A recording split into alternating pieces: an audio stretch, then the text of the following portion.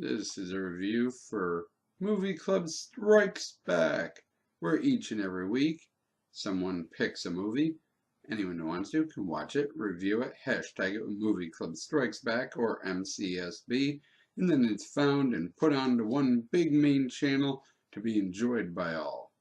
This week, Chris picked for week 39, and he picked from 1952, starring John Wayne, The Quiet Man. The movie begins with John Wayne arriving in Ireland to buy back his family homestead. He runs into Maureen O'Hara, who has red hair. That's her describing factor, which means she's crazy. Yeah, she's one of the only people in this movie that wear color. It's a lot of like dark grays and whites and blacks, and then she wears blue and a red skirt and his bright red hair, and adds color to John Wayne's otherwise dull life. I think that's what they're going for. When John goes to buy the land, someone else wants to buy it. Red, played by Victor McLaglen, has been in a bunch of John Wayne movies. When John Wayne buys the land, he decides he's going to have a lifelong grudge against him, which is not good for our boy John because the cute redhead happens to be Red's sister. Okay, now this little part I kinda couldn't understand. Something to do with Irish tradition, and the dude was really drunk, so I didn't quite understand what was going on. But John Wayne sends the carriage driver that brought him to town to the redhead's house to either ask her out or to ask her to marry him. Not quite sure which.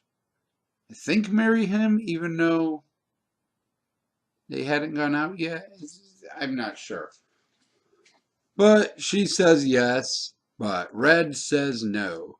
He will not allow it. So they hatch this plot that has something to do with a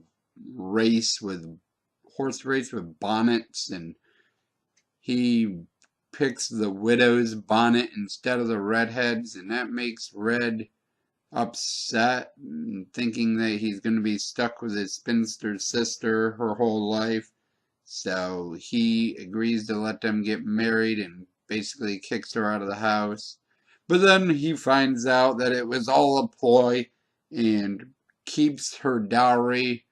And there's a whole thing about courting, and I don't know, it's really confusing in Irish and old-timey, and even John Wayne's confused. And he's in the movie. He read the script and he doesn't know what's going on. She gets all upset that John Wayne won't beat up her brother and get the money back. So she tries to leave him on the train, but luckily for John, the train is 4 hours late leaving because the conductor was watching a hurling match. He gets to the train just as it's about to leave, grabs her from the train, and leads her, drags her, carries her, kicks her, and with the helpful suggestion of an elderly townswoman, beats her with a stick for 5 miles until she gets to her brother's house, confronts the brother, and they have a drag-out brawl for 10 minutes. Overall, yeah, I like this one. The comedy is done really well. The actors are all great. Have top quality people in this movie. It's directed by John Ford, who's great. I didn't understand a lot of the traditional Irish stuff, but all the courting and bonnet race and when she's talking in Irish to the priest, I had no idea what was going on. But for the most part, it's a zany little fun movie that's, I want to call it a Western, but it's not a Western. It doesn't take place during the West as far as I can tell, and it takes place in Ireland, so it doesn't take place in the West. On the basis, sure, it's kind of a standard romantic comedy. Meets the girl, family doesn't approve the relationship, they come up with a convoluted scheme to trick the family into accepting him. The family finds out, there's a big blowout and argument, and in the end they end up accepting each other and becoming one big happy family, and everyone lives happily ever after.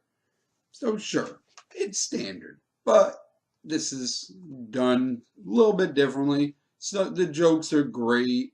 There's one part where he says he's gonna plant roses, and she's like, "Yeah, roses are awesome. So let's go to town and buy potatoes." They go to town. He's like, "Yeah, let's go get our roses." Like, so we're really just planting roses? This is an Irish farm. Like, potatoes are over there, John.